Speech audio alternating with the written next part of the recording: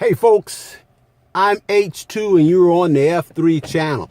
Hey, I want to get back on the channel here and talk about scams. And so just want to know, have you ever been the victim of a scam? And so there's many different scams out there that's designed to separate you from your hard-earned money. And so I just was thinking about that today as I was reading various articles and stories out on the news feed.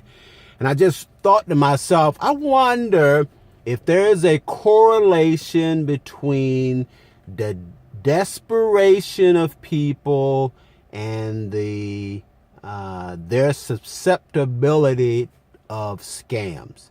And what made me think about that is just in my own lifetime, I've not always been a financial guru. Well, not really a financial guru, but I've not always been astute to things of finance and have kind of, been taken for a ride here and there. And so, what really made me think about that was this past week or last week, we were down dropping our daughter off to school, and they had various sessions planned for the parents. And one of these sessions we went to was that about, finance. And they were, gave us kind of an overview of how the school, process payments, take payments, when they can be posted to an account, and all the various intricacies there. Also had a presentation from the director of financial aid and that sort of thing about scholarships and different things of that sort.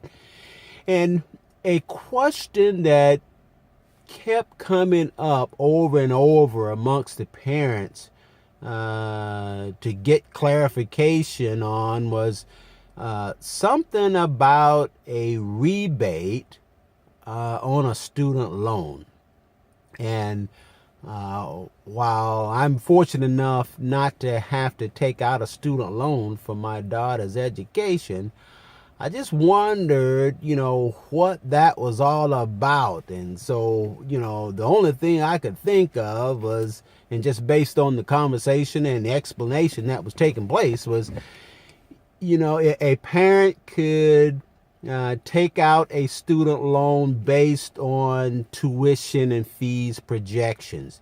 And if the fees and projections came in lower than what was projected, then the money that the parents had taken out on that student loan would be rebated back to them.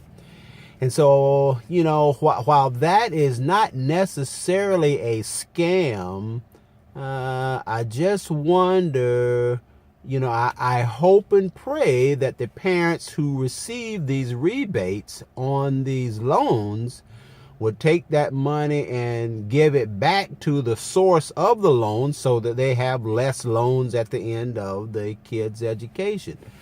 But, I'm sure that's the way it was designed. But if there's a loophole, people will find a way to exploit it. And unfortunately, there's no exploitation in that deal. You take out a loan, you can spend it any way you want, because it's going to be your responsibility when that financial institution come calling. And so I just, I was very disheartened, to hear that concern and, the number of people who may have had to take out a student loan for their kids' education. The other part of that was, watching all the students move in and that sort of thing. And, everybody is not there to do the right thing. Everyone is not going to make it. All those students that were there on day one will not be there at the end. It might not even be there by the end of this semester, because they're not going to do what they're supposed to do, and wind up, taking out these loans or various financial obligations and not follow through, and will end up with nothing other than this loan that they have taken out. And so, anytime you send kids off to college, that is unproven success. Even students who may have done well in high school find it difficult to cope with the newfound freedom that they have in college. And I just hope that won't be the case with my daughter. And then the last thing I want to talk about is, the fields of study. So,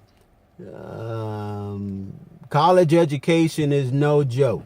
The school where my daughter is going, I think the tuition and fees there are $38,000 a year. And, you can't pay that kind of tuition, even if you didn't take out any loans and you were actually, had saved up enough money to pay for that education. In today's society, you cannot afford to major in a field of study that doesn't pay the income, or that doesn't provide the kind of income that justifies the cost of the education. You can't go in there taking basket weaving 101 or world histories of porpoises and turtles and get out and have no possibility of finding a job that's going to support you, that's going to allow you, that's going to justify the cost of that education. So I just hope, parents have, if parents are not savvy enough to understand that concept, hopefully they have someone that's in their family that can advise them, so that they can advise their kids that they need to take the hard stuff. Even if it takes them longer to get through school, they need to take the hard subjects, some STEM, in order to have a better shot at a job and a career, and that's going to give them some longevity and a price and a salary level that will allow them to take care of themselves. All right, so there you have it, folks. Scams are out there every day, and while college is not necessarily a scam, there are some loopholes in there that allow a person to try to exploit it, and one or two things are going to happen. Either the kids or the parents are going to be stuck with that scam at the end of the game. So hopefully you're not doing that, and certainly if you got friends and family that are in the college game, advise them to be prudent in how they're handling their finances through this particular course of their life, because it's gonna follow them long after they get out of school. All right, hey, so got any comments? Leave it in the comments of this particular session or this particular video. I appreciate you joining me. H2 signing off.